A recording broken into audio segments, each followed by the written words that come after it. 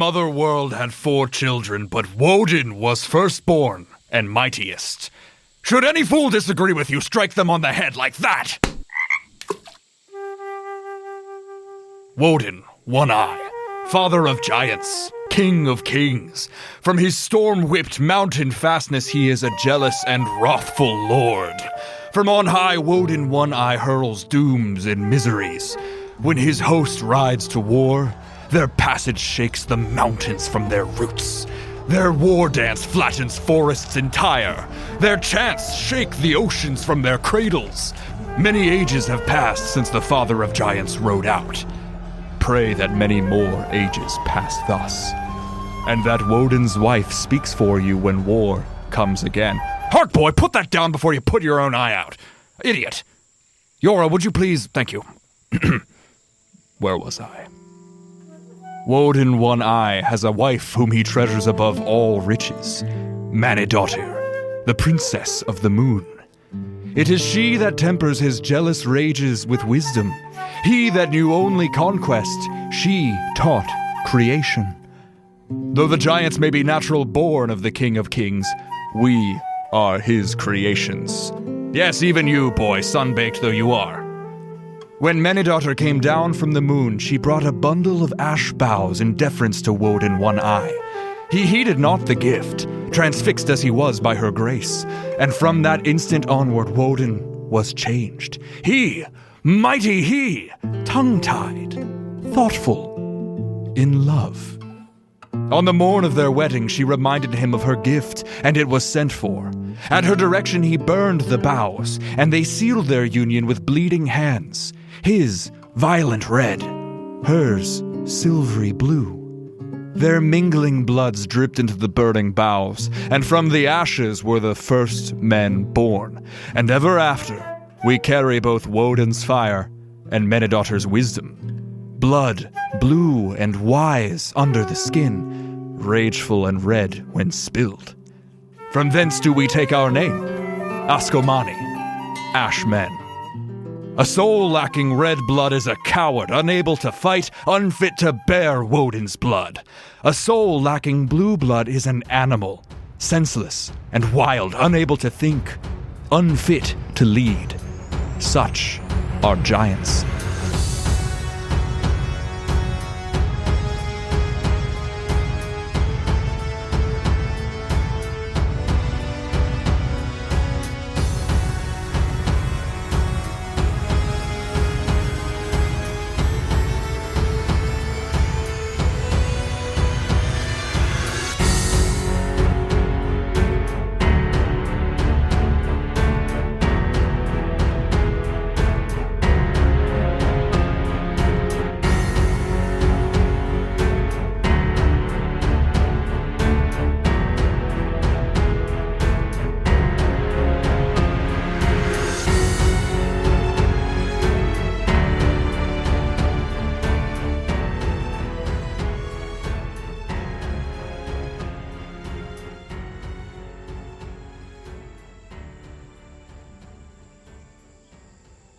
Heed me, boy! Put down that arrow! Such a one as you is too puny to be so stupid. Put on some muscle and you can afford to be a fool. Have you eaten today? No? Come. Hafdan, his right side still burned, his beard still half-singed, groans and heaves himself to his feet, leaning against the hull of the boat, the Helheim. He casts an eye towards the inlet and grunts. He pats the figurehead of the Helheim, the rippling serpent with a woman's smiling face. Another time I'll tell you, Jøra, of how Manidottir slew the prince of demons and banished his legions far below the earth. For the moment, it seems I must play nanny to a swamp-brained ingrate. The captain should be back soon. See what you can do about the forward hull. Do you remember how we fixed it last time? Do I? We'll find out. Okay, cool. Hafdan is the bosun, and he's injured, so he's enlisted you as you are. He's half Dan. He's half Dan, all man. He was burnt real bad. About half the face. The first thing I thought about was, I see what is happening here. Do you remember how we fixed it? Where you put wood against and you nail it into. Yes. Great. I'm gonna see if this boy can get a beer. And Hafdan grabs the young boy who we last saw firing an arrow in rage off towards the diminishing Baran Ue in the distance and takes him aboard, climbing from the marsh and the sticky mud up overboard onto the actual Helheim, and disappears over the railing. The stink of the swamp is surprisingly pleasant, Jøra.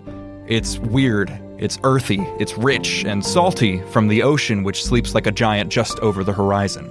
In a few days' time, the good ship Helheim will have reached open water, unless the dank swamp water insidiously leaking through the damaged hull can't be stopped. The boat, hauled out onto a patch of marsh grass, is sinking slightly into the soft earth. You can see the damage done to the hull by the fire bombs of Baran Ue. I think you have carpenter's tools, Hafdans. Do you want to give it a look or a try to basically repair in ships of the sea? She's gonna try. So we are a couple days travel from the sea along the river Ue. along the river, but we are outside the city. Far outside the city, but we are landed aground so that we can fix the ship. Yeah, the crew has hauled the ship aboard onto the marsh grass as it was taking on too much water, as the quick fixes kept breaking through, especially as you got into the saltier, more corrosive waters of the swamp and the salt marshes. And you probably said all of that. I didn't. And okay, cool. I was worried that I was We are an in asshole. Media res. He's left his carpenter's tools, and he's left the wood that has been brought up from below decks just to patch this hull. You want to give it a shot? This would be an athletics roll. Do you have proficiency with carpenter's tool? The answer would be big old, If this is something Jøra might have been interested in, Hafdan might have taught her over the last week and a half how to work with carpenter's tools, because he was injured and is still convalescing from the firebomb attack. I gotta say, I doubt it. Doubt it. As shitty as that is to be like, let me deny proficiency, future proficiency, I doubt that is what she was like interested in learning. For sure. Like, honestly, I think the closest thing would be asking questions to Arnie. Yeah. Arnold. Asking questions to Arnie. Right, like learning about that lore, I think that fascinates her, and then probably just people watching. Great. I doubt she was like, let me learn woodworking. Like, I think it was part of the lore sort of search that brought you to Hafdan, because Arn and Hafdan are both Ashmen.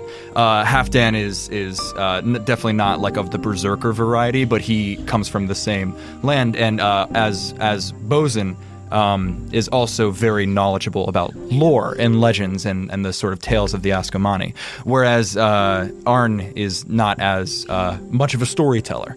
Hafdan's a lot older.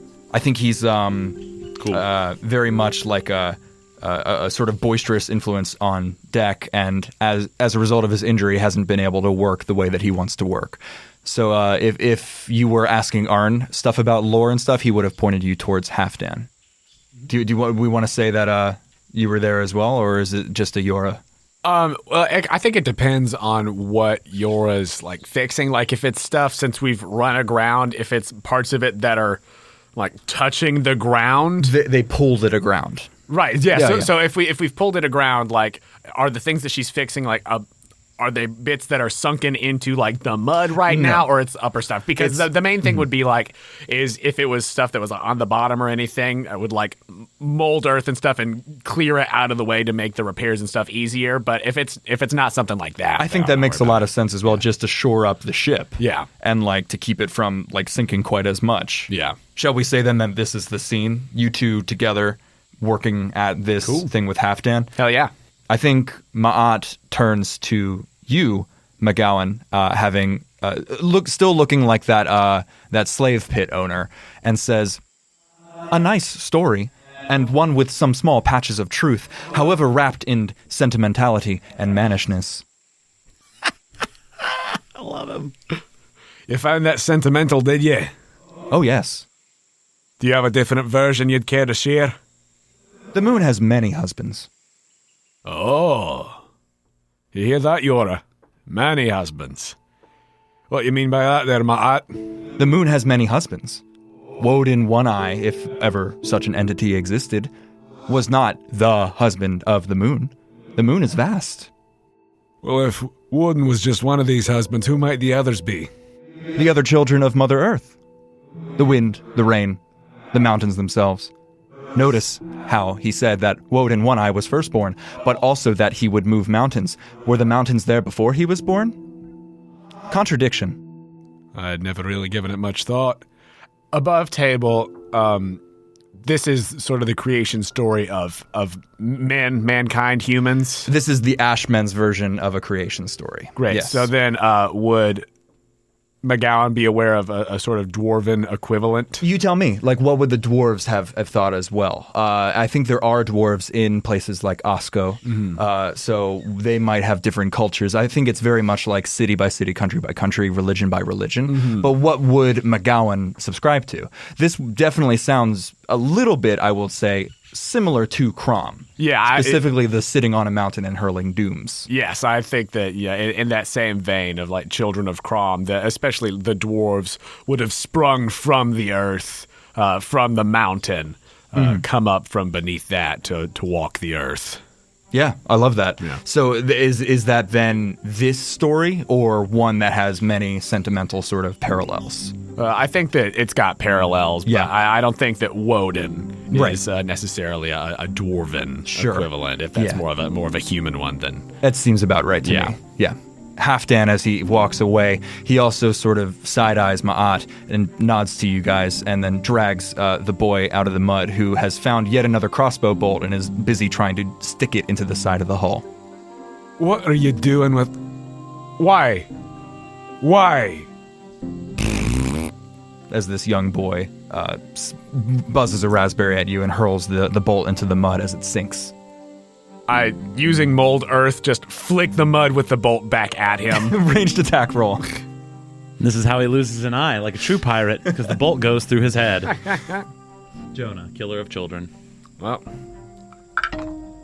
Natural one. Come on. Come on. Come on. 16 plus. Yeah, definitely. I think Not to actually hurt him, but to just like scare him. And, no, it like, stings him in the pick it butt. up, pick him up. Yeah. And I think Hafdan goes ha ha ha ha and hauls him up by one arm onto the railing of the deck, and they slip over the side into the Helheim. So tell me about how you go about fixing this damage. There are scorch marks. There are blistered and broken in, staved in pieces of wood from collisions and pieces that have been eaten away just either by time, and then the firebomb was like the sort of catalyst that kicked that off further. So tell me how you guys go about this. She's gonna do what she's seen Hafdan do. Physically removing the stuff that is not usable and in a way that it can be replaced with something else usable, like patch jobs. Absolutely. Yeah. MacGowan is going to try and, if the firebombs and whatever other things broke the ship in certain pieces, if those pieces would have gotten knocked into the hull, in a sense, I think that he's tried to salvage whatever he can just to conserve supplies. Interesting. And in whatever ways he can, use the mending cantrip to sort of try and patch some things up. That sounds to me like you have advantage on the carpentry athletics roll, Jøra, and Sweet. that you can make an investigation check to try to find salvageable, usable things. Nice. So please go for it. A 13 investigation. Athletics, yes, 20. 20. Lovely. I think you do this patch job, and it looks a lot better than it has any right to, given that you are not proficient with tools, but picking up sort of through osmosis what it was that Hafdan has been teaching you and working with you these past couple days, especially as the leaks have gotten worse and worse, and his injuries haven't been doing super great. You do this patch job and drive nails in as MacGowan on the other side is finding bits of, what do you find? I think you find usable metal.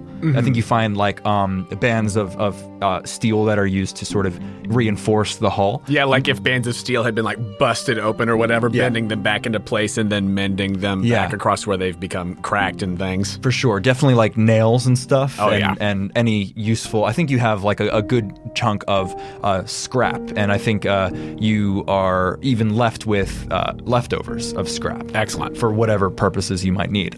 Metal specifically. Yeah. All around you guys, crewmen are sloshing irritably around the perimeter, or they cut firewood, spitting, coughing, and swearing as courageous flies buzz at their ears. They have been pretty uneasy since the loss of 4 crewmates at Tuberon's firebombs.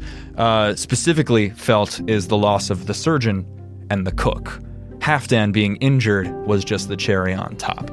But as they walk around the perimeter, they, quite unsure whether or not they will be staying here for any amount of time, are creating some semblance of a camp, some semblance of dry ground. Somebody's trying to start a fire with extremely sodden wood before Atu leans over the railing and says, "Olaf, stop that!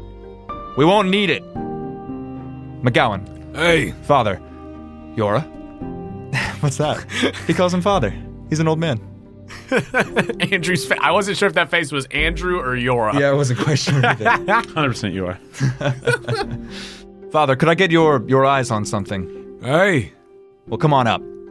And I think he lowers a long, graceful arm down. Great. I will take it. Take the hand and come up. Side note, over the past few days, has he been eyeing Jøra anymore that I noticed? I think Atu's mostly just taken a liking to you. I think he's been somewhat more wary of Jøra than he would be for you. And he definitely doesn't seem that bothered by Ma'at. Okay. But he doesn't in any way seem to be like staring at her. Do you know what I mean? Okay, cool. I just wanted to check back in on that. If you want to roll an intuition or an insight. I would love that. It's going to be a 17. She looks like my boss. Cool. That was the general gist, I think, in retrospect. Excellent. Just trying to look out for his new friend. So this improbably handsome first mate, Atu, is pulling you up over the side, and you guys together step over a couple bags that have been thrown out of the underhold and onto the main deck. And he says, "I want your opinion." Jøra. A pair of crewmen mutter in low tones as you circle around the bow, continuing this patch job. They stop as you walk by and nod to you, and stare openly at Ma'at, who is just serenely walking next to you. One of them draws a line on his bicep with his thumb, and with another nod to you, they walk back around the other way. You are in the below decks. Rotten. Rotten flour. Rotten grain. Devils damn the moon. Atu hurls a bag of grain onto the growing pile midships. Could you check that side? Hey, I'll take a look. Survival or investigation, your choice. Can I make an inside check as to what that bicep thing was? Okay. Yeah. What were my options again? This would be a cooking or an inspection, like an investigation check. 8. He made a sign on his arm and walked away. Yep. Mm-hmm. Yep. That's what I thought. And a 9. And a 9. Everything is rotten. Not only the trade goods, the victuals that are meant for the crew. Atu has found, in the absence of a proper cook, there hasn't been that much maintenance, only a sort of cursory maintenance of the food stocks. And even the bags of food that were higher up, nowhere near the bilge line where, if there was a swamp leak, there would be some water contamination. Even the bags that are higher up, high and dry, have rotten apples. They have rotten grain, rotten flour. They're all bursting with life, with small organisms, fungi, and various different colors. The smell of putrefaction. Well, that clears up a question that I was going to ask, because I was going to ask if it seemed like it was water contamination or something else, but you already answered that. And you don't find any that hasn't really been spoiled. And looking out at the vast number of bags that are still left to check, the sacks and crates, you have a sinking feeling in your stomach that it might be all the way through. Atu is watching you with his eyes. as opposed to his butt. He's watching me with his butt. His impossibly attractive butt. You're a learned man, Father. Have you ever seen anything like this? Well, I'm thinking back. Now, as I survey this, sort of my understanding of how old these things are, these provisions, they should not be rotted at this point, theoretically, yes? Certainly. And even a couple days ago, there was no, you came in for an apple or something at one point, or the mealtime, the duties were being passed along to multiple people without Belle, the cook, around. So at one point, you probably pulled a shift and didn't notice anything. Well, too, it seems as though, first of all, we need another cook. We need somebody to keep an eye on these things. But, That's for sure. I can't say I've seen something like this before. These provisions, they're not that old. They shouldn't have rotted like this. Doesn't quite make sense to me. Captain's scouting party will be back in the next hour or so. Aye. Hopefully we can find a fishing village. But until then, we should figure out what to do about this. Gotta keep a crew fed. And keep them quiet. Aye. I don't need to tell you they're not happy after losing Belle and the rest. I'd say that's a fair feeling for them to have. I was trying to just not say, that's fair. I was like, nope, I'm not Rourke right now. Devils damn the moon, Father. Foraging party. Are you in? Aye. Question. Yes. How long have we been in this sort of swampy terrain? In this literal area, probably this morning is when you guys arrive. But passing through swamps on the way out of the River Uwe towards the sea, a couple days, maybe 2. Okay, but we just parked it this morning. Yeah, because the leaks were becoming too much to bear. Okay. Just as a general feeling, if he's able to have any sort of awareness of, if there's any sort of magical energy or something, like I think that he would reach down and pick up a piece of earth and just run it through his hands. Does it feel like there's anything off here? Do you have a spell or anything like that? I don't have a spell or anything, just vibe check. Vibe check. That sounds to me like an arcana roll. Okay. That's an unnatural 20 for the vibe check. Vibe check. You can say for certain that there is not a magical spell or a curse or anything on this food. Okay. Or in this hold, even. You can say for certain that, just from checking those vibes, that there isn't really any magic going on at all among the crew, especially since you've been living among them for the last week and a half. And really the only things that sort of tingle at the back of your teeth are being around Ma'at, or for whatever reason you cast magic as you did. Yeah. To mend. Okay, good to know. He'll keep that to himself then, but just a thought that he has in regard to that. Aye. Be part of the foraging party. Shall I fetch Jøra and see if she would like to come along as well? That might be right. I worry about leaving the boat with so few fighters, especially when the captain is still scouting. We could fish. Could give that a go. I've not fished since my youth, but give it a try. At least until they come back, and then, after they return, more fighters on the boat. We can attempt to forage. Hey, Joe, side note. Do we know the name of the kid with crossbow? Oh, I think, so you have your orphan, Aaron, I believe. But it's not him. Aaron. It's not him, different guy. Okay. Yeah. I was really worried that it was, and I was like, Aaron's being a shit. It was like, listen. Yeah. I brought you on the business trip so you could see cool shit, and you're acting like this. That's how I was feeling. Would you mind driving Aaron? Tell me where he's going and what he's doing in this scene in a second. So at the conclusion of your talk with Atu, where the understanding that some foraging might need to take place, if even to feed for the rest of the day, unless they can find something in the hold, I think Hafdan pokes his head in and says, "Am I allowed in yet? The boy's hungry. He needs beer." And Atu says, "First 2 volunteers, we're going fishing." And I think he leads you to the fishing lines and tackles and baits and reels and stuff. Cool. And you guys, I think, go about setting that up. I'm going to let you, Atu is basically working with you to set up a delegation of crewmen to go with you to go cast lines or forage or whatever it might be. Where is Aaron in all this? Question. Yes. So you said medic was gone. Yes. The surgeon. The surgeon, yes. The cook was gone. Yes, both of them killed by the blast. I'm gonna throw out that maybe Arn is interested in cooking.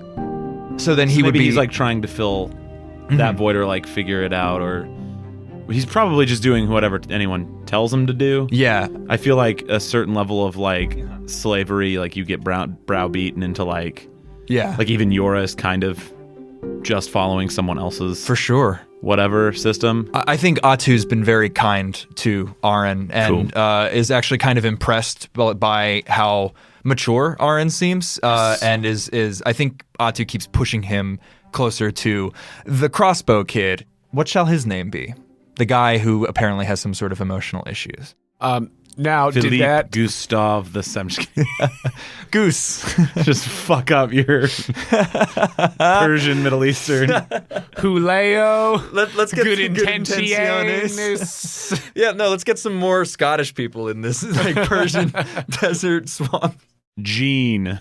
I'm kidding.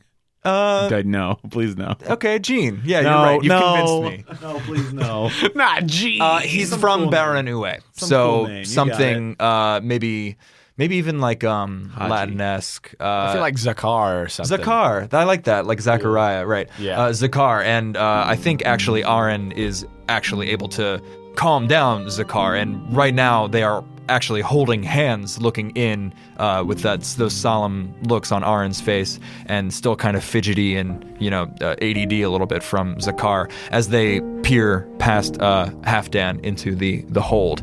I think he has been working like with the food and like the organization. I think he was the one that brought this information to Atu that everything that he was finding was rotten. Let's go. Let's go. Jøra, you and Ma'at are, I think, well, Ma'at at one point tries to pick up a hammer and it just doesn't, just falls through their hands. But you are just about finishing up the patch job on the front of the ship.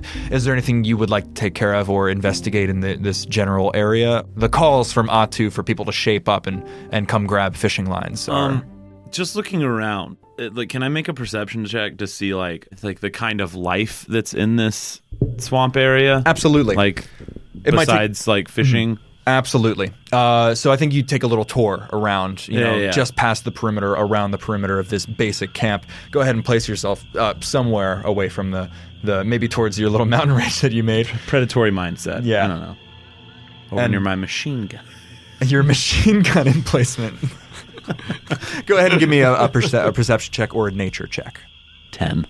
A 10. Yeah. Far beyond like the belching and the muttering and the swearing of the sailors as they stomp through the muck. I will say it is also very difficult, like this terrain. It is difficult to move very quickly. Cool. It is sinking, grabbing mud.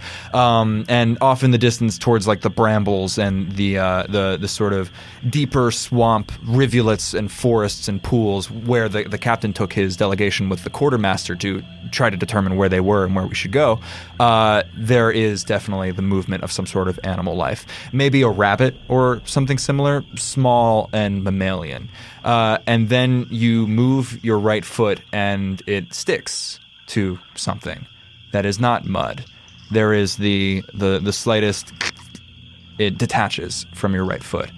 As you pick it up, there's something white getting a little bit muddier with the muck. Must have been on a branch or a bush or something off to the side. Who jizzed in the swamp? Who jizzed in the swamp? For sure. I think Atu is going back through the rations. I think he trusts you a lot. What's it been like working on the ship? Because I think one of the first things that he asked was, do you row? Will she row? And then from there it was like, well, what other things are you good at? And I think one of the things that he's... Immediately answered, yes, we will both row. And absolutely. We did. We will power row. You fucking power rowed. But I think he asks if you would take the delegation of fishermen and foragers. 5 men, just trying to find something to eat. Mushrooms, morels, fish. Hey, did he say how long it would be before Arn and the rest would theoretically be back from their business? He seemed to think within an hour or two. Okay, I think that we'll try to just fish and stuff right near the boat for now until they get back, and then we can try to get more of like a foraging party to go out a little further. Absolutely. You have 5 crewmen to sort of place as you will. And they sort of accept the quasi-command with no, like, compunction or muttering. They just raise their eyebrows, grab their reels, and follow you out onto the midships of the boat. Where do you want to go? Let's see. Is that the starboard side over there, if I'm looking at Yes. that correctly? Yeah, so over past starboard, where there's a larger body of water. Did you say that Aaron and Zakar were, like, with us? They can be. Otherwise, they're going to be working with Atu, just looking in the holds of the boat. Yeah, if they want to come along, then they totally can. If there's a little bit of an island that's over here, is this, like, a depth of water that can be walked through to get to this little For sure. bit over here? It would be a very short swim, or, walking up to your chest. It's very much like marshland here. Mm-hmm. We're not really in any sort of deep water situation. Cool. Then I will actually mold earth myself a little mud walkway to just hop over here to this little island and get to some deeper water. Roll an intimidation check. That will be a 16. There is a murmur of consternation among just as you form this bridge, and then as it continues, it's sort of consistent as you are dredging. Essentially, you're bringing up the dirt and the silt. Yeah, essentially just bringing that up to the top so that I can cross over without actually having to, wade through the water. For sure. And I'll go over there in an attempt to get to some deeper water where there might be some more fish available rather than just right here in this. I'll keep Zakar and Aaron near me, and then we'll leave the other two. So wait, it's me plus 5? Yes. Cool. The 2 boys are on the island with me, so I can keep a little bit of an eye on them and make sure they're not dicking around or So you anything. can push them in the water and drown them. That's absolutely true. I knew it. As you turn around, I think offer a hand to Aaron and Zakar. I gotta say Aaron. Aaron and Zakar. I think you see one of the crewmen shiver and draw his thumb across his bicep. Do you have any idea what that means? Insight. Oh, no, absolutely. You've been in Baranue. It's a ward against evil. It's like a cross your heart kind of thing. Gotcha. I'll just let that be. I'm not gonna try to plead my case to these people right now. Go ahead and give me a foraging check, as we would for the of ships in the sea. So is that different than just survival? Yes, that is a wisdom survival check. Cool. Oof. Nothing biting, probably. What'd you get? 4.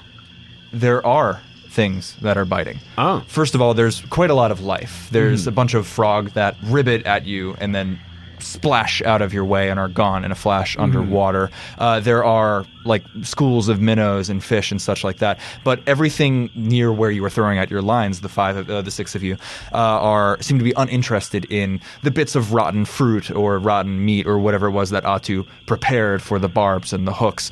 It looks like we're going to need some better bait. Aren manages to land a fish and looks just as surprised that there's something. Boy! I don't think he has any experience with this as a street urchin, but he is nevertheless pulling muscle back with his scrawny little arms, something on the end of the line. Do I notice this attempt at fishing happening? Absolutely. Yeah, I think so. Can I make my way onto the boat and look for a net? Like a large fishing net? Oh, nice. Yeah. That would take probably multiple people to use. I see. Out I of mean like a curiosity. trawling net, something Yeah. that you would trawl behind you. So you make your way up onto the boat and you can see Atu and a couple crewmen I mean, I'll ask if they have one. sifting I'm not, through. yeah. Go ahead and ask. Do you have a large fishing net? Now we're going to make an investigation check. Okay. As he waves off into the corner. Is that helping me? Yes. There it is. Listen, this is an intelligence skill. I need all the help I can get. Fair. 15.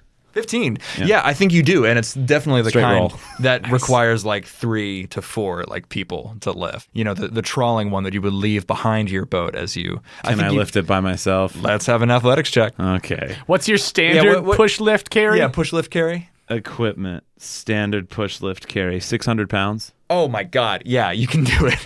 Okay, cool. That's insane. That's insane. The carry part is insane to me. I could probably lift 600 pounds with my butt and But to a carry gym, in a bar, and everything else being equal. No, just with To your butt. carry it. You just lift it with Just lift your it butt. with that butt. It's a lot of Kegels. That's a lot of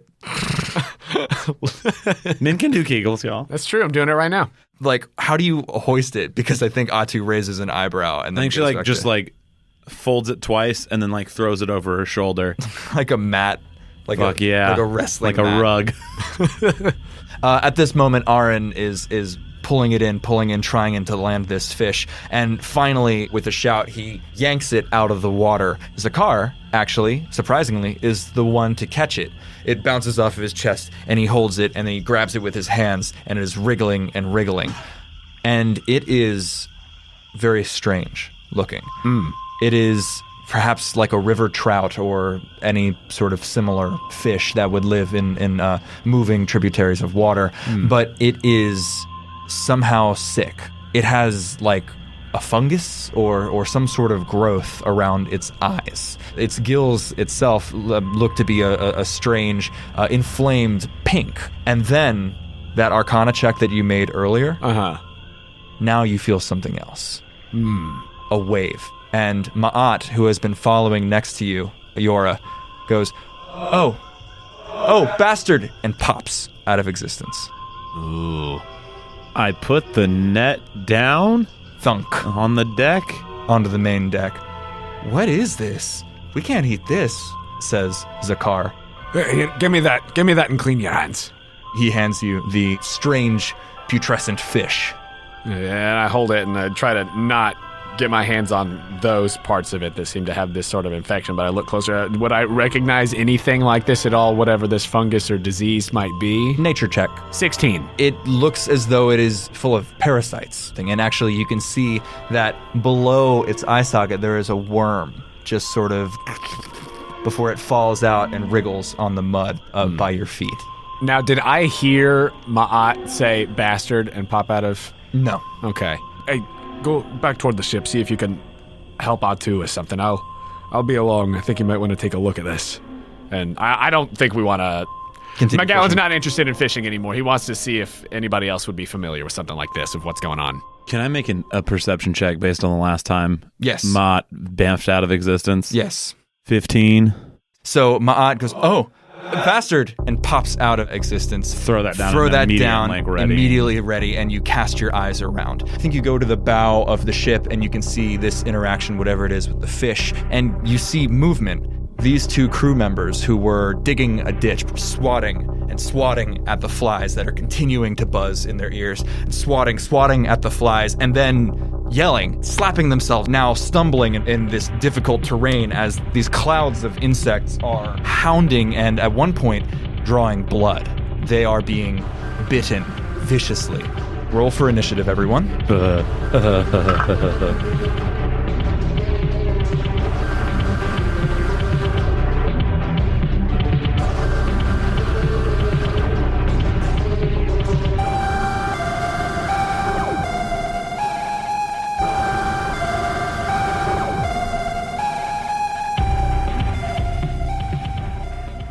Hello friends, Jonah here to say thank you for listening to this episode of Bound.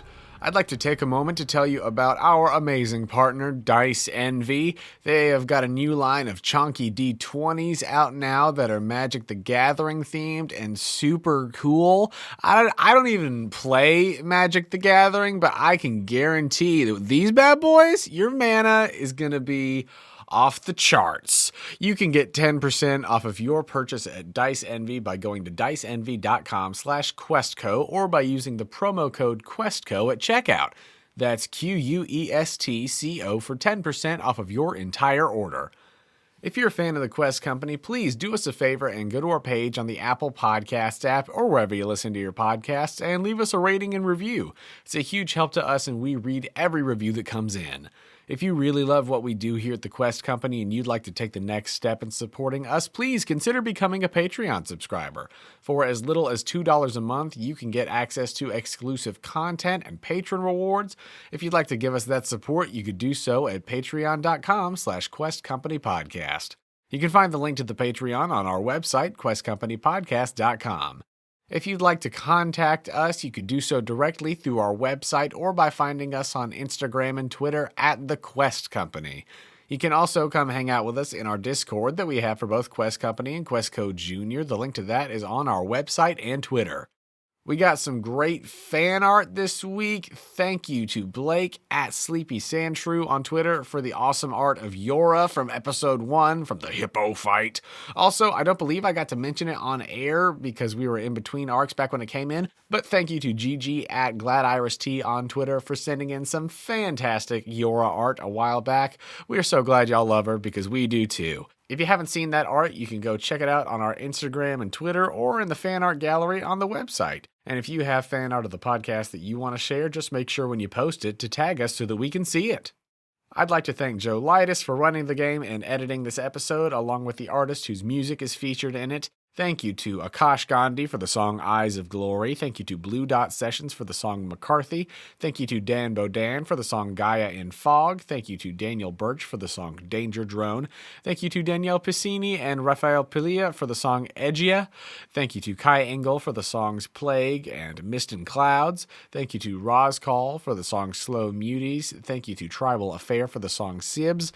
Ambient sound by tabletopaudio.com and Soularflaire. That's all for me, so let's get back to the action. Thank you for joining us here at the Quest Company.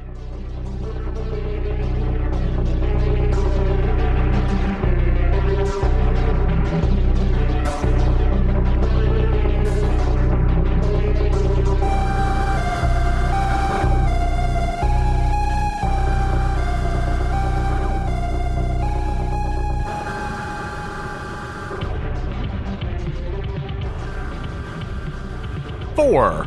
22. I'm super concerned for Arn. I have been since Joe was like he went away. Correct. And he should be back in an hour. But now I'm more concerned. Yeah, I feel that. MacGowan, No, you don't. You want to be captain. MacGowan has no desire to Bullshit. be the captain. Bullshit. I know. I know the truth. So that's Sanders hit the nail on the head laugh right there. I never said Jonah wouldn't want to be the captain. MacGowan definitely does not, though. Jøra, you spring into action. What do you do? Oh. You know what? One thing that I'm not really good at with an axe? A swarm of insects. It's like Joe knows. Do we have like a gangplank down? I think there's a set of lines over each side with knotted rope. Right, so people are climbing up rope. Yeah. Cool. I'm going to make my way to like this side's rope, and I'm just going to shout for everyone to get into the boat. Yeah. Get in the boat! Whatever the fuck. Get that is. in the chopper. That's why I didn't want to do it. Gotta do the right chopper. there. Yeah. I think that's a reason to want to do it. No. What are you talking about? That's not my style, Jonah. But yeah, she's gonna shout that out, and then I'm just gonna hold my action to assist people up the rope. Yeah, the closest on this side are Zakar and Aaron, who have just been instructed to head towards the boat by MacGowan.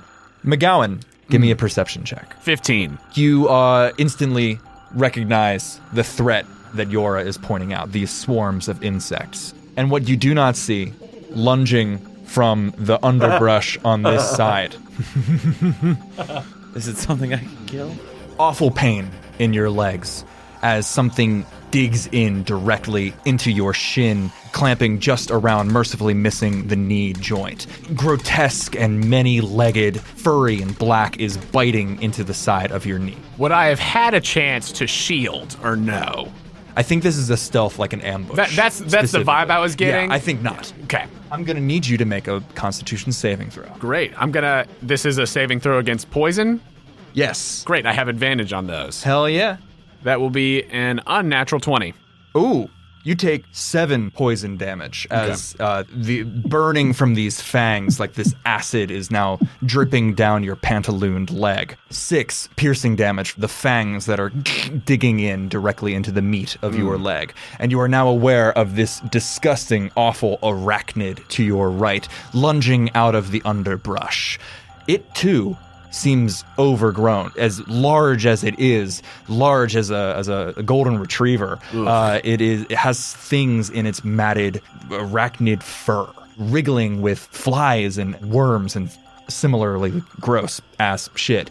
And these swarms over here and over here, 2 more erupt from the side of the boat towards the aft, and you begin to hear shouts of alarm as just over the water, the crewmen notice 2 more massive spiders shambling out of that dense overgrowth that Andrew drew at the beginning of this map. There's not one on the machine gun, right? There is not one on the machine gun that you also drew on the map. And It's a tree, everybody. Nope, it's a turret. You were picked up and leveled into Artificer. There's a turret now. Nice. this one attempts to hurl itself across the water, fangs first, and falls directly in the drink with a sploosh. Jumping spiders. This one succeeds. Leaps over into the crowd of crewmen, now yelling in alarm and brandishing small hammers and whatever else they were using to work around the ship. Someone's dead. Disgusting and massive, it hurls itself on one of the crewmen, a sandy-haired Mendebarnian. And this Mendebarnian, man, they never tell you like how to make like country names. Mendebarnian. Mendebarnian. Mandalorian? Mendebarnian. I was totally with you. And then This awful Labrador-sized spider You played hurls yourself. itself. I did play myself across the stream, unlike its unlucky compatriot. This crewman goes down in a spray of blood and ichor. The Mandabarian? The Mendebarnian. Not the Mendebarnian. That's right. It's Pedro Pascal. No! No! These insects here go to town. The clouds that have been surrounding those crewmen to the north, bzzz, all around. That is 2 misses. As these... Let's go. Yeah, as these... Get to the ropes, baby. Yeah, as these crewmen, through the mixture of panic and pain, are slamming and slapping at their arms and wiping them away from their face and make their way towards the ship and Jøra. As This is some mummy shit right here. these 3 to the west going to try to disengage from the spider and head towards the knotted rope ladders, starboard side of the ship. Jøra, make an athletics check. Let's see how many you can pull up. Sweet 19. I think you pull up 3. I think she just is waiting for people to get on the rope and start climbing, and then just starts pulling them up the rope. Oh yeah, throws a hand under an arm and just lifts the rest of Yep. the way. I think you pull up 3 crewmen, and the rest have their backs to the ship and are lunging out with shovels and spades at the clouds of insects, and these ones turn around and ready themselves for the spider. Oh, that's not going to be a problem. Over here, Aaron and Zakar Aaron. attempt to climb the port side of the ship. Aaron, an urchin, easily scales up the side. Boy! Yes! Zakar, Go! halfway up the side, cannot. Fuck off, don't care. He manages to loop his foot in the rope, but is unable take a break. Yeah, to take a Yeah. break, and is unable to pull himself up the rest of the way. One more makes it up by himself. Next in the order is MacGowan. All right. Man. So I will cast a booming blade onto the spider. That is a total of 20 to hit. As I dig the battle axe in and then wrench it out of the thorax of the spider. And that does 14 points of damage. And then I will run from there, making my way toward the boat. As it bubbles and goops out ichor from where that battle axe smashed in, and the sorceress energies pool around it as the booming blade does its work, and it's whirling around the spider. He's going to get an attack of opportunity as he lunges again for your injured leg. Cool. And misses. How do you block? I think that just bash it with the shield with the offhand as I run. Boom! Jøra. It is now your turn. Sprinting to the back of the boat. To the stern. To the stern. Yep. 1, 2, 3, 4, 5. A jump from the back towards the spiders. Fuck yeah. Fuck yeah. Fuck yeah. Athletics roll. Give me a leap from the stern of the boat. Natural 20. Oh! Okay. All right. Coming down on the spider that's molesting this dude. The rage of it all. I think somehow I'm flying. I think this is a grapple. I think you have landed on it and around it, and you have reduced its speed to 0. A natural 20? I think that a crit has to give you something cool like that. Can I just have advantage on the attack? Like if I think that makes as more opposed sense. to recklessing? Absolutely. And So that I get enough of a jump that it's like I can... you can perfectly I'm not aimed. worrying about necessarily cleaving the dude in half that it's messing with. So you leap from the stern and natural 20. I think this gives you advantage on your next attack. 24. 24 to hit? Yeah. Absolutely. Let's roll that D12! plunging from the heavens, from the stern of the boat. 1, of course. Ah, rip in peace. Welcome to my life when it comes That's to the third time that's happened. third. It will happen many more times. 8 points of damage. Heft your mighty axe. Hither come Jøra, slayer of spiders. I think she just comes down on top of the thing with the axe. You say 8 points of damage? I think I'd miss mostly, too, trying to avoid the person. Uh-huh. Because I've punched more damage than that. Yeah, I think you're concerned about Which is upsetting. Yeah, I think it is simultaneously hacking at this thing. As large as it is, there's still a person under it. Maybe it's more like dividing it off of the dude. 'Cause Yeah. there's about to be a second attack. Trying to sweep it. Go ahead and roll that Yeah. second. 16 to hit. Absolutely. 10 points of damage. The first one is the setup, the crushing sideways horizontal hit, and then you are slashing Chopping downwards. at it.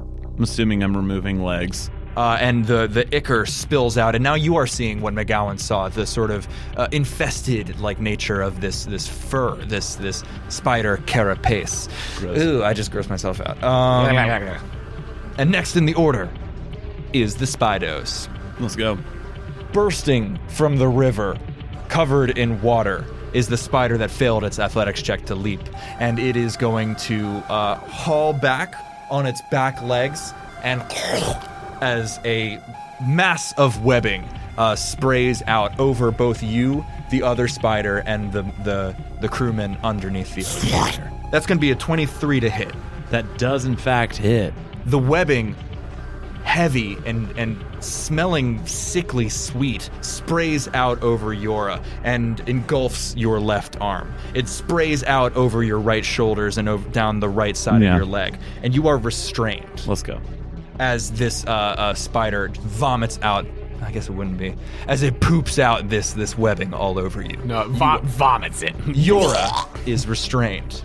And the second spider, drawing its teeth out of the crewman under its massive bulk, raises its front legs in that awful, threatening tarantula kind of way, and leaps at you.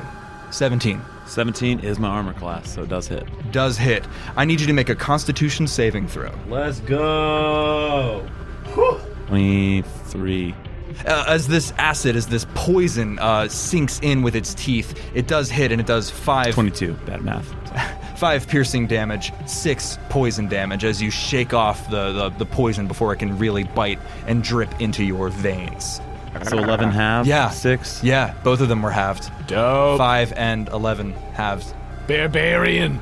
As this spider, over towards MacGowan, the one engulfed in sorceress booming blade energy, not really understanding strategy or tactics with rope cards to magic, Right. is going to go and sprint at you. Damn, that was really shit. 2-1, so it takes 2 points of thunder damage. Oh my gosh. It's a popper. It's just a fart. I think it just moves so quickly that it leaves a good deal of the detonation behind, but still is shunted off to the side as the thunderous boom fills the air, triggered by its movement. And it is going to spin around and poop a web at you. And miss. Nice. That's going to be an 8 to hit. It doesn't hit anybody else either, as it spins around and haphazardly aims, probably knocked off kilter by the explosion of the booming blade, and a mass of sickly sweet smelling, awful, goopy web splashes over the hull next to the patch that you and Jøra made, and it is sticking to the bow of the ship. The buzzing intensifies as these insects descend on the remaining crew members. The crewmen to the left of this side of the ship, I think they actually have a tarp, and they're using the tarp as a one unit to bat away or to cover themselves, batting away, avoiding maddening buzzing of these insects to the stern of the ship. Whereas towards the bow, this one lone crew member is engulfed. So he's doing real good. Doing great. What was frenzied batting and moving off to the side is slowly getting slower and slower. The screams and yells for help are being replaced by panting, harder and harder coughing and wheezing as this crewman sinks to his knees in the mud, more and more flies crawling over his face and into his mouth. Next in the order So he's doing good. is the crew. 2 make their athletics checks to climb up the side while fighting off the insects. And Aaron, on this side, begins to haul up on the rope, pulling Zakar, who is now panting with exhaustion, into the boat. All but 3 crewmen are in the boat. It is time for MacGowan. He will take another booming blade at the spider. 17. That is going to hit. 6 points of damage. As your battle axe sinks in, spurting out yet more of this viscous black ichor. And then he is going to attempt to climb up into the boat as well. Attack of opportunity against you. Great. And again, I think you just, boom, another bash with the buckler. Excellent. Give me an athletics roll to climb this. That's going to be an 18. You haul yourself up over the rail and onto the pile of other crewmen who are now trying to extricate themselves and stand up. Several of them actually pick up the longship oars and are now using them to try to poke at the spider from the railing as it goes and does other spider shit. Excellent. Then, as that happens, I'm just going to yell to Aaron and Zakar to get below deck, and I'm going to try to position myself over here where I can fire some shots over at these swarms of bugs and try to deal with them. You head to the port side of the ship of the Helheim and look down and see the crewman that has been brought to his knees by the buzzing, and you can see the bugs crawling in and out of his mouth, on his ears and his eyes, and the 2 crewmen threatened by the other swarm. Jøra, what do you do? Breaking free of this thing is an action, yes? Yes. Breaking free of the goop. You are restrained. Advantage on me, and I have disadvantage making attacks. And I can't move. I'm gonna stay where I am and reckless attack so I can have normal rolls on this one in front of me. Hell yeah. 19 to hit. That is going to hit. Let's go. Let's get reckless. Okay. 12 points of damage. Kill it for me. Okay. The one that is on top of the crewman. You said, like, her left arm got gooped? Yeah. And she just, like, grabs the spider by, like, its head and, like, lifts it up and just, like, axes into its body so that it's, like, off of the guy. Spitting awful, burning poison as it does. Let's go. Because I can't move, this guy is technically out of range. I'm gonna pull the long sword off my hip and just chuck it at it as hard as I can. So does this kind of tavern brawler that Improvised it's still weapon? I'm just throwing a long sword. But are you proficient in it doesn't have the thrown property. Do you know what I mean? Like, Is she improvising the thrown property forward is what you're saying? Yeah, I don't know that functions that way. My brain was just because I'm reckless attacking, I'm an advantage, and because I'm already disadvantaged because it like all cancels out at the end. I think so. This I was is just gonna be like, I'm just reckless. flat bullshitting. roll. Yeah, plus strength. I'm just reckless bullshitting. 12 to hit. That is not gonna hit. I figured. I think it just scuttles to the side, and the long sword shing into the soft, peaty marsh below. I'm gonna bonus action attack because I have great weapon master. Hell yeah! So seeing that my fucking sword missed, I'm gonna take my spear off my back and throw it at it. Inventory. And then I'm gonna use the sack full of the King of Usar and smack it down. Don't question that I won't do that. That's a 16 to hit. That's gonna hit. 10 points of damage. You get it right in the arthropod. Let's That's go. the wrong term. Nope, that's right. Get it right in Getting right in the arthritis. arthritis. Got it right in its arthritis. After it dodges your thrown longsword, shing into the mud, off to the side, off the Just back. javelin it. Yeah, just ichor pouring into the mud and the blood and the beer. Next, Angry. so angry, Is is not happy. this spider. It is going to come here at the last remaining crewman on this side. Oh, thank God. And try to do a bitey bite. 8 points of thunder damage. Oh, as it walks, it detonates. Hell yeah. Splattering the side of the boat, and this poor crew member with just spider guts and entrails. This one It's gonna turn into a zombie. is going to bite at you. Let's You're go. leaping, now injured and hissing and spitting from this spear thrust. So it's it gets coming in close my to you range now? Yes. Poor mistake. It's at advantage. Also, 18 to hit. it does hit. I need you to make a Constitution saving throw. On save. Natural 20. Ooh, Plus 7. So that's 8 points of damage for poison halved. 4. So it's 2. And 10 halved from piercing damage as its a good one. teeth bury into your thigh. Cool. Just new scars, baby. Though some are still focused on the paralyzed man kneeling in the muck to the port of the ship, both of these insects are still coming. This one directly up onto the ship as it floats, fuzzing like a malevolent cloud up the side and towards you, MacGowan. These, the same, but to that crew member, to the port of the ship. Use your tarp. Natural 1, MacGowan. How do you prone these flies? I think that he's just using his shield like a bug swatter. I think so. And they are just... some of them are like still fat and like... It's a hell of a shoulder workout. As they land on you, they drip with blood. Human blood from the man they've just drained. And the ones over here are similarly, again with the tarp, these two crewmen are the tarp masters, just blasting backwards, just slapping and slapping at this malevolent, fizzing, fuzzing, buzzing cloud of bugs. Next in the order is this last crewman, who succeeds his athletics check to climb up the starboard side of the ship. This is the one covered in spider guts. And down on the ground, embroiled as they are with this cloud of insects, these two are going to make attacks. And it's just not connecting with the clouds. What they have is blunt weapons. As they ineffectually swipe and smack, you don't see hardly any bugs getting out of the way. It just looks like they're getting mobbed. Okay, if I tried to firebolt the ones that are in my business right now, that would be a disadvantage, I assume, because it's a ranged attack. Yeah. So I'm going to try to get out of this swarm. And I'll take that attack of opportunity. As they buzz and try to get at your mouth and your eyes. I'm going toward where Jøra is. All right, to the stern of the ship. Yeah, I'm heading to the overlooking. Stern. And so there I've got a good eye line on both of the swarms. Twin firebolt. Ooh. One at each swarm. You pull 2 axes from your belt, and Throw they 'em both. superheat and blaze through the air with a trail of fire. Go ahead and roll. 19. So as you walk away from this cloud of malevolent bugs biting at you, trying to get at your ears, at your eyes, at your mouth, 21. Oh, 21? Then Yeah. I will shield. I can Cool. shield up to 22. As they are just bouncing off of this, what does it look like? I think it's just like a coating of mud like comes up and covers him. Oh, that's cool as fuck. I've never seen that as a shield let's flavor go. before. Unable to get through like a hippo wallowing in mud, you have protected yourself against these insects. Exactly. And then you pull out your hand axes. Yeah, I pull off the 2 hand axes from my belt and twinning firebolt. I throw them both, one at each swarm. Trails of fire. What are the rolls?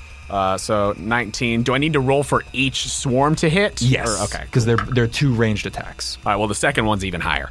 23 to hit on that one. Yes, both hit. Better. So the first one is going to take 12. Ooh. And then the second one is going to take 16 points of fire damage as the hand axes go blazing through both of the swarms. The fire, it just drops these bugs. The actual hand axes themselves pass through and keep going, eventually cooling and hissing in the muck, in the mire. But the fire and the trail of flame that hand axes leave is toasting them, like little meteorites falling out of the sky. Would you say that the flame licks the bugs? The flame, you might say, licks the bugs. They are both severely diminished, both of these swarms. Excellent. Back to Jøra, the most tenacious spider in existence. I'm glad this thing came close to me. I'm on a reckless attack so I can have normal rolls. Hit it. And 18 to hit. That's going to hit. 9 points damage. Just a massive hit, again, into this carapace.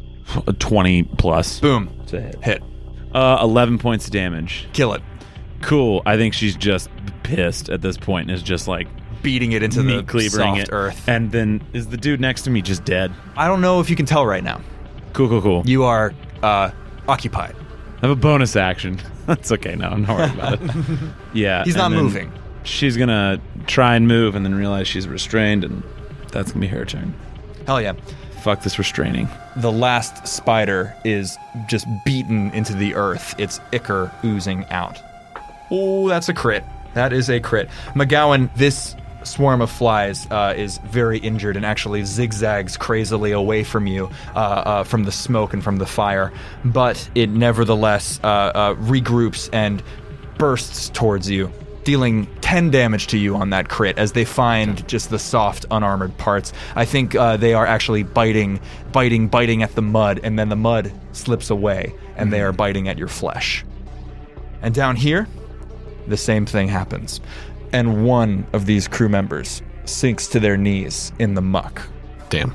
MacGowan, your turn. I think that I will do the same thing as I did before, trying to distance myself from the flies and then taking 2 firebolt shots, 1 at each swarm. Hit it. 19 plus and a 1 on the other one. Ooh. But to the one, it's 16 points of damage. Which one do you kill? I think probably the one that's got a little bit more distance, the one that's currently with tarp guys over there. I think that the one is too close for me to really get a solid shot on. I think that the flame builds a little bit more as it distances itself from me, so it doesn't have enough to like really get there. It's just the axe that flies through. But then the other one is able to get a little bit more oomph on it as it gets the ones that are around tarp guy. You have incinerated the bugs around the remaining tarp guy, who is now scrambling in the muck and trying to pat the face of his fallen tarp companion. But you don't get to see this because the second hand axe that you pull and hurl goes completely wide, narrowly missing the crowd of crew members that are using oars to swat at the remaining bugs, who give a shout of alarm as they dive out of the way, and the flaming hand axe hurls itself into the prow of the boat, and a small fire is beginning to spread there. That's how you do it, one, Joe. There's a consequence. I like it. I'm gonna break restrain because it's literally all I can do. Athletics. 24. You bust out. Let's go. Can I look to see if dude on the ground next to me is dead? I think he is not moving. I think you look at him and he's in a rictus. He is rigid, his arms outstretched and bleeding. He has been bitten several times, but he is himself paralyzed. Cool. I'm a bonus action. Whatever you can. Yeah. It doesn't have to be anything, but I'm just gonna Pick him up. pick him up. You do. He is over your shoulder now. Cool. I have another body. Another body, buddy. Body count, Jøra. Am I at half speed? Yes, and then half because it's difficult terrain and you have a body. Yep. So I'm moving 10. We're going to go boom, boom towards the boat. And this last cloud of bugs, it is so diminished from the cloud that it was before. And you just swat it away as, again, they come for you. Again, zooming around, just batting them away. Your turn. I'm going to maneuver myself around so that I can shoot off a firebolt and just, if it happened to miss, that it won't bury itself in any part of the ship, that if it goes wide, it would just go into the wilderness or what have you. 16. Kill it. He's maybe even gotten through all of the axes that he has at this point, so rather than picking up another hand axe from his belt and tossing it, I think that he just, like, with a strong motion, cleaves the air with his battle axe, and like off of the edge of the blade, this stream of fire shoots off. And they incinerate and fall to the ground, ashen husks. And then I'm going to try to run over to the other side of the ship to help put out that fire. This is where we close out. MacGowan rushing to put out the fire as the other crew, some of them throwing tarps and blankets over it, trying to smother it. Jøra carrying a paralyzed crew member over her shoulder, another 2 in the muck to the port of the ship, and then off in the distance, a figure trudging through the swamp. Arn.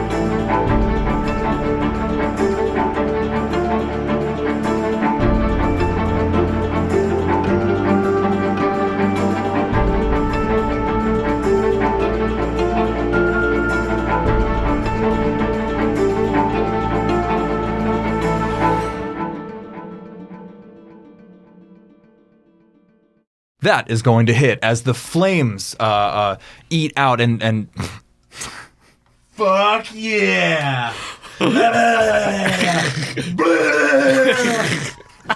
Fuck me. This is not my day.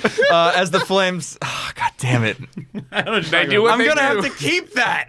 No, you're not. No, I don't have to. As the flames lick out from this...